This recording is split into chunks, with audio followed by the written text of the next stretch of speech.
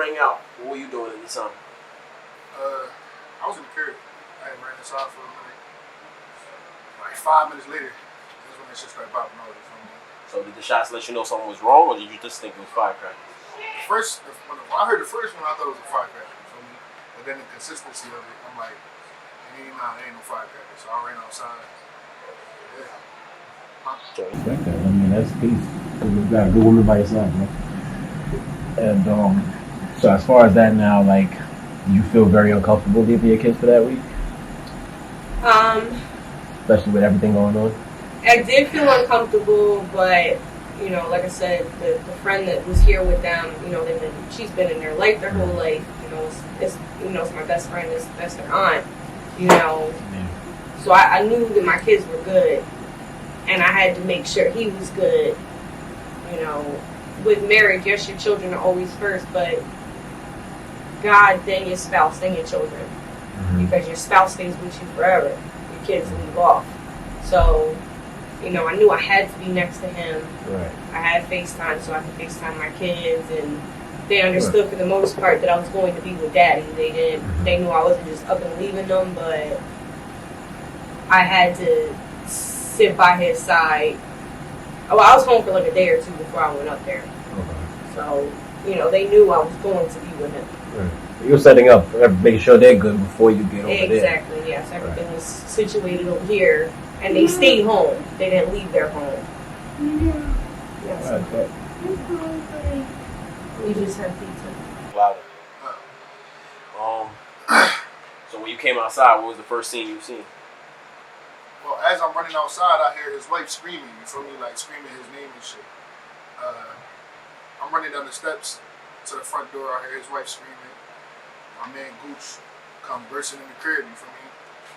And then I come outside and I ain't see nothing at first, and then I see this nigga laying down on the floor and shit over by the steps. And like, that shit was just, I don't know.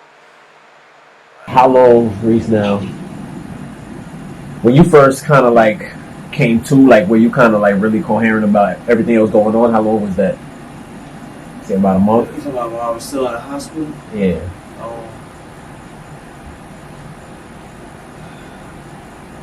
It's hard to say because, like I said, my TBI causes false memories. You know what I mean? Right. So I got memories which I'm pretty sure really never happened. Okay. I got memories, bad experiences waking up in the hospital, and like I said, I'm starting to think that it never even happened. I mean, but when I actually got transferred to the day rehab, right? Then it hit me like, yo, I gotta go through this whole process of recovery. You know what I mean? Right.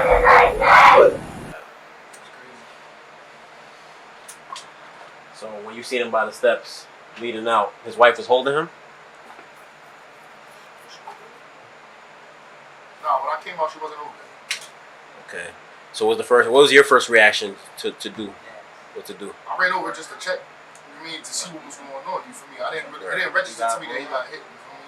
Okay. It was more so like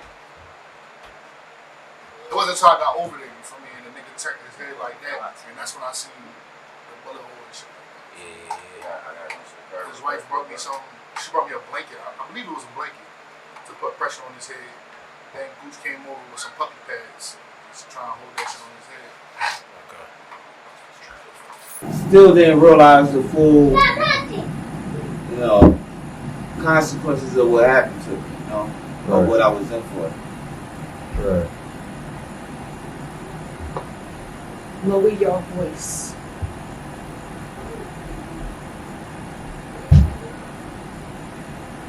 Okay, so basically starting about therapy is when you kind of like started kind of coming to like with everything as far as like real memories. I was more aware. I just got my phone back. I was able to FaceTime my wife every day. Right. Talk to the kids. Get in touch with family members. Right. Okay. And I know they also had you drugged up during that time. Did that kind of like mess with how you were able to focus as far as talking to your family and being able to be up and things like that? Say that last part again. I said, as far as being able to be awake and like talk to your family and focus, like, were you okay with that?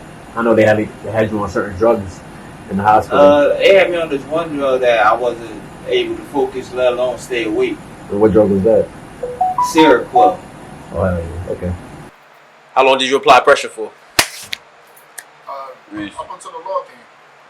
Until the law came. Yeah. And you feel like that helped Yeah, stop, of relieve course. the blood? Yeah, because it was a lot of blood, man. It was a whole lot of blood. Leaking. A lot. And then as you were holding that, was he trying to come to, or was that the time he was trying to fight? Yeah, the And do nigga his trying own to go thing. in the crib, talking about I gotta go in the house and go lay down and shit like that. I'm like, nah, nigga. You know what I'm saying? You need to go to the hospital. He's like, nah, bro, I need to go in the house. I need to go in the house. Nigga, I wanted to lay down. And say, I want to lay down. Like, what? Man, that nigga was sitting there. Cop came. Well, two cops came. Mhm. One cop was helping. The other cop really wasn't trying to get involved. I don't know what's up. But, good. Knowing you, who doesn't like to deal with the law, did you feel uncomfortable at that time, or at that time it didn't matter what was going I still on? felt uncomfortable, you feel me? You know, niggas having all these questions and shit like that, you feel me? But, you know, it is what it is. Right, because you know it had nothing to do with anything that you guys did. Yeah. Right. Now, with Excessive amounts. How many milligrams of oxycodone did they have you on? I think the first time it was 30 milligrams in one taking. He was on 200 milligrams of fentanyl, 30 or 25 milligrams of oxy, and then the Seroquel, I think they had him on like 45? 150 Oh. like twice a day, 3 times a day. Yeah, 3 times. They had him on a lot.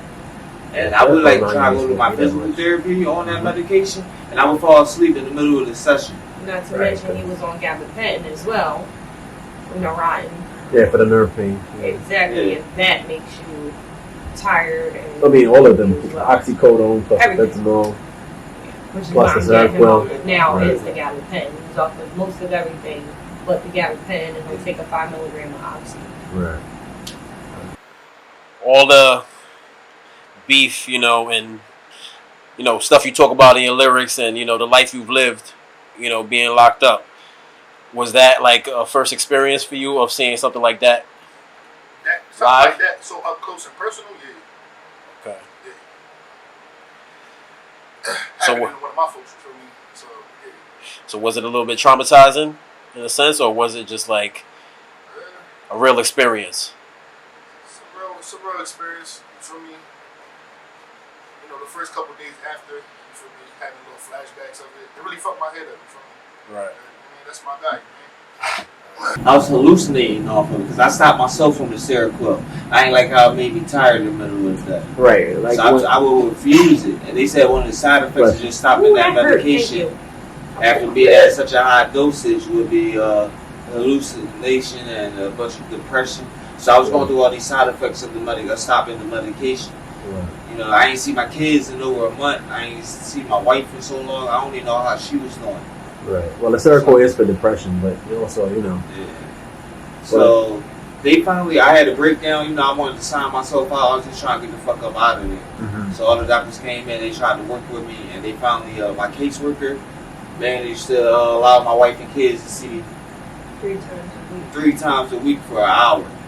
Right. So that that helped out. That helped me get through. Right. Because I felt like I was trapped in there. Right, and for somebody that happened so close, and for you to keep your cool and apply the pressure and shit, you feel what I'm saying? Like that's some real nigga shit right there. Man, most people probably would freeze up, like, oh shit, I had a hole in my head, and you calm enough to apply the pressure there. Right. That's a I lot. mean, nigga, fuck my Timbs up. Yeah, I told you I got you on that. Fuck my Timbs up, my jeans, and my His what? And favorite and my jeans, he team, my said, favorite too. jeans, man. Whole time I thought this nigga took his shirt off and did it. I ain't know that my wife handed him something. I'm like, damn, that's my guy, man. This Right. nigga said, fuck it, took his shirt off. Little do I know, man, this nigga had a dog pad on my fucking head. That shit helped. Yeah, that's an important part.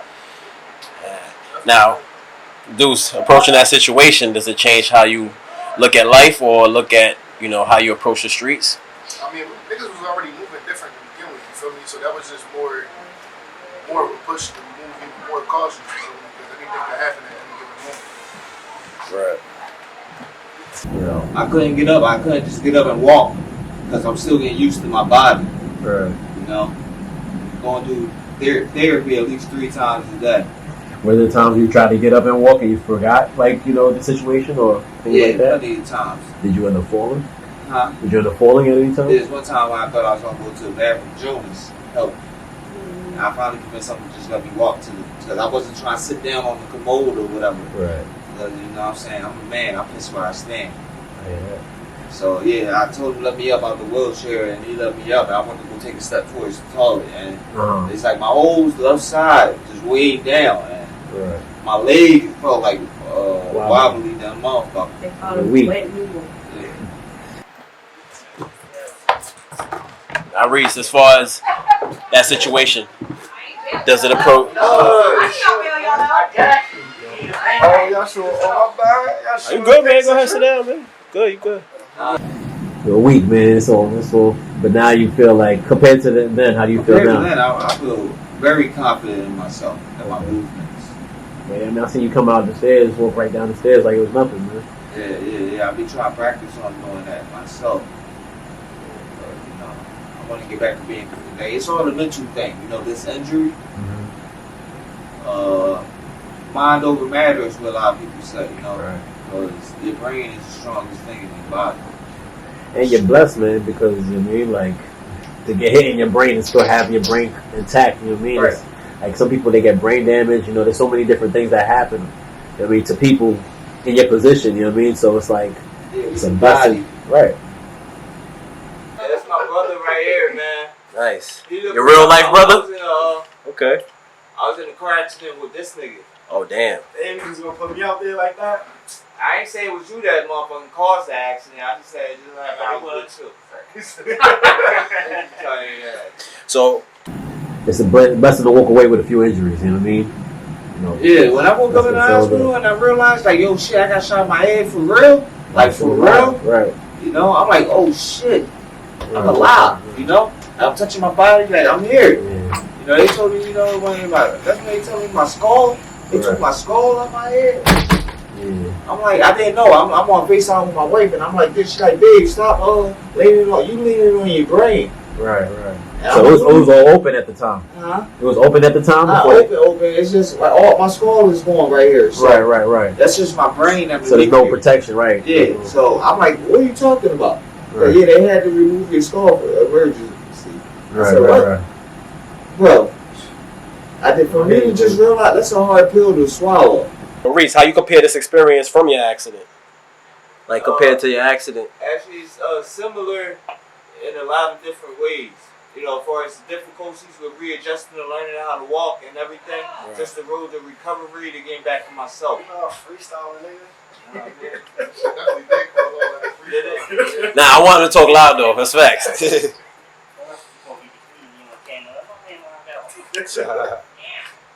I hear you, man. No, and I think this is where most of my, I guess knowing that I didn't do anything for this to happen, it wasn't like I was in some beef or something like that, and I was in a shootout.